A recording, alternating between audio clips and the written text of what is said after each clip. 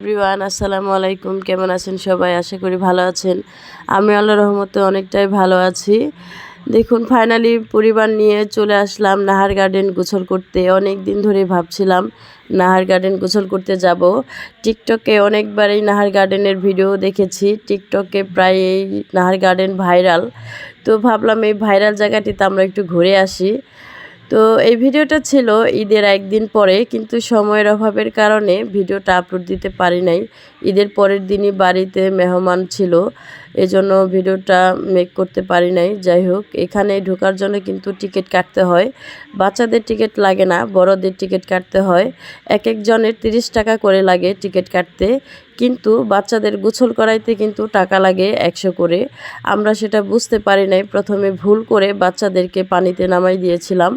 মনে করেছিলাম যে বাচ্চাদের হয়তো টাকা লাগবে না, শুধু বড়দেরই লাগবে। এই গেটের সামনে যেভাবে টিকিট কেটেছি হয়তো ওইভাবেই লাগবে বড়দের, ছোটদের লাগবে না।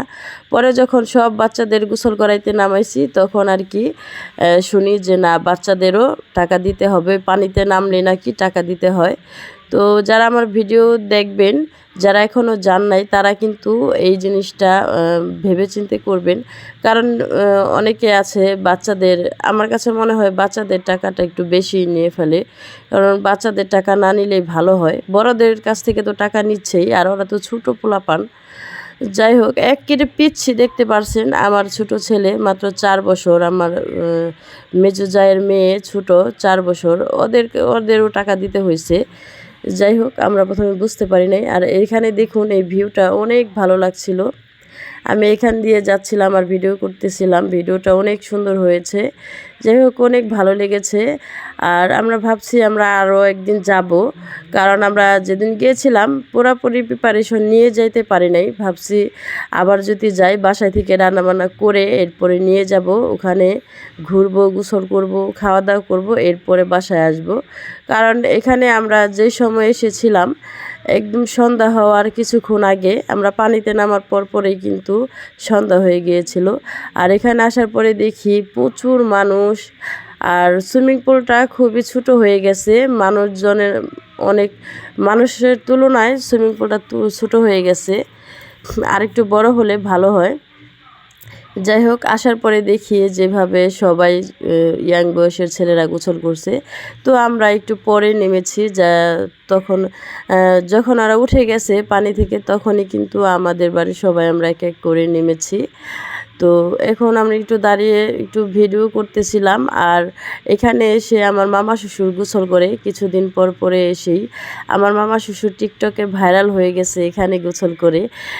কারণ উনি একজন অনেক মজার মানুষ। উনি যখনই আসে এখানে এসে অনেক সুন্দর সুন্দর ডান্স করে ছেলেদেরকে নিয়ে।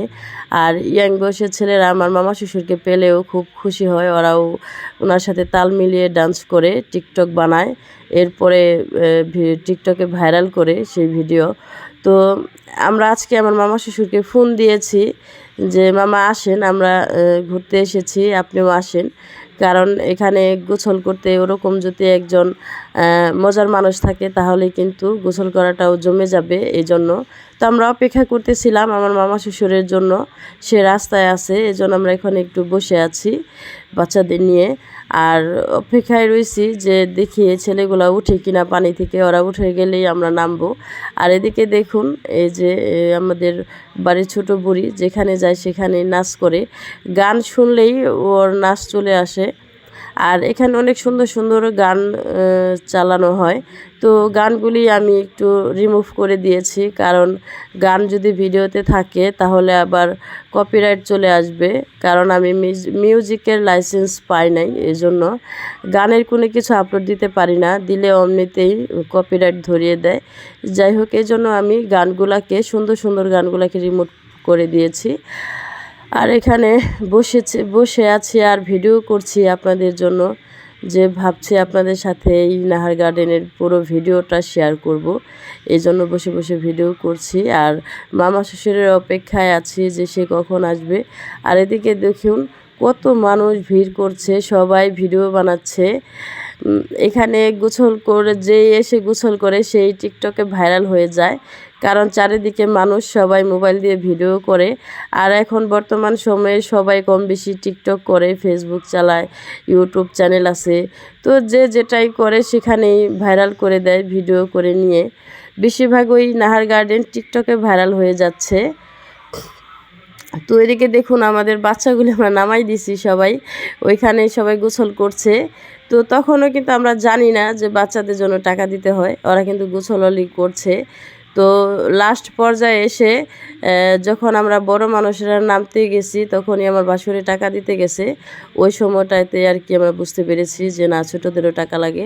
আর এদিকে দেখুন আমি তো বোরকা পরেই নেমে গেছি। তো আমার ছোট ছেলে গোসল করতেছে, ভাবলাম ও যদি পড়ে যায়, এখানে অনেক পানি, ঠাঁই হবে না এজন্য। আর আজকে আমার সাথে আপনাদের ভাইয়া আসে নাই, এজন্য আর কি একটু ভয়ও লাগছে যে যদি বাচ্চাদের কোনো ক্ষয়ক্ষতি হয়ে যায় তাহলে আমাকেই দোষারোপ করা হবে, যেহেতু সে আসে নাই। আর সে যদি আসে তাহলে তার বাচ্চা কাচ্চাকে সেই দেখাশোনা করে রাখে। আর এখানে গোসল করতে যেয়ে অনেক বড় একটা দুর্ঘটনা হয়ে গেছিলো। আমার ছোটো ছেলেটা পানিতে মনে করেন পানিও খেয়েছে, আমিও গোসল করতেছিলাম ওই সময় আর কি অল্প পানিতেই নামিয়ে দিয়েছিলাম। তখন আর কি ও তো যেহেতু আগে পরে কখনো পুকুরে গোসল করে নাই, তো উপর হয়ে পানি খেয়েছিল, পরে আমার শাশুড়ি দেখে উঠাইছে। তো যাই হোক, পানি খেয়েছে মোটামুটি, মানে অল্পর জন্যই বেঁচে গেছে। হয়তো অল্প পানিতেও কিন্তু মানুষ মারা যায় যদি সাঁতার না জানে। তো অল্প পানিতে থেকে আল্লাহ অল্পতেই মাফ করেছে, আমার শাশুড়ির চোখে পড়ে গিয়েছিল, সে উঠাইছে। তো যাই হোক, আবার আরেকটাও দুর্ঘটনা ঘটেছিল বাড়িতে যাওয়ার সময়। আমি যে ব্যাগের ভিতরে যে সাইড ব্যাগ নিয়েছিলাম সাথে, সেই সাইড ব্যাগে আমার মোবাইলটা রেখে আমি অটোতে বসেছিলাম, পিছনের সিটে রেখে দিয়েছিলাম, আমার পিঠের পিছে রেখে দিয়েছিলাম ব্যাগটা। তো আমি যখন বাসায় এসে অটো থেকে নামছি তখন আর কি আমি ব্যাগটা নামাই নাই, আমি ফাল দিয়ে আমার ছেলে মেয়েদেরকে নিয়ে নামে গেছি। আমার যে এমনি কাপড় চোপড়ের ভিজা কাপড় চোপড়ের ব্যাগ ওইটা নামাইছি, কিন্তু সাইড ব্যাগটা নামানো হয় নাই। সাইড ব্যাগ আমার পিছনে ছিল, পিঠের পিছনে রেখে আমি বসেছিলাম, তো ওই সিটের ভিতরে রেখে আমি নেমে গেছি। এরপরে একদিন পরে মোবাইলটা পেয়েছি, সারা রাত্রে তো ঘুম আসি নাই এই মোবাইলের টেনশনে, কারণ এই মোবাইলের ভিতরে অনেক ভিডিও ছবি এগুলি ছিল। আর মোবাইলটাও আমার একদম নতুন ছিল, কিছুদিন আগেই কিনেছি। তো সব মিলায় অনেক টেনশন করেছি আর কি। যতটুকু আনন্দ করেছি তার চেয়ে বেশি দুশ্চিন্তা গেছে এই মোবাইলটা হারানোর কারণে। এরপরে একদিন পরে যার হাতে পড়েছিল মোবাইলটা, সে একটু ভালো লোক ছিল, এই জন্য সে নিজে থেকেই ফোন করে এরপরে মোবাইলটা দিয়ে দিছে। তবে আমরা যে এনেছি তাকে বলেছিলাম যে ভাই দিয়ে যান মোবাইলটা, সে আসে নাই। যাই হোক, সে শুধু ফোন দিয়েছিল। এরপরে আমরা যে আপনাদের ভাইয়াকে নিয়ে আর আমি দুইজনে মিলে যে মোবাইলটা নিয়ে আসছি, তো মোবাইলটা যে ফিরে পেয়েছি এটাই লাখো কোটি শুকরিয়া। ভালো মানুষ এখনও পর্যন্ত আছে। তবে যে নিয়েছিল, মানে যে পাইছে সে তো আর নেয় নাই, তার গাড়িতে ছিল, দোষটা আমাদেরই, তার তো কোনো দোষ নাই। সে পেয়ে আমাদের উল্টা ফোন করে জানিয়ে দিয়েছিল। তো মোবাইলটা সে দিয়ে দিছে, কারণ ভাবছে বর্তমানে, আর আমরাও এমনি তো থানায় জিডি করতে চেয়েছিলাম, মোবাইলের কাগজপাতি সবই আমার আছে, নতুন সেট। এজন্য লোকটা হয়তো ভাবছে যে মোবাইলটা যদি রেখে দেই তাইলে হয়তো কোনো ঝামেলা হতে পারে, এজন্য সে আর কি ফোনটা দিয়ে দিছে। যাই হোক, ওনাকে অসংখ্য ধন্যবাদ মোবাইলটা ফিরিয়ে দেওয়ার জন্য। আর এখানে দেখুন কতটুক বাচ্চাকে গোসল করাইতেছে, আর এই বাচ্চাটা কিন্তু অনেকক্ষণ ধরে গোসল করতেছে।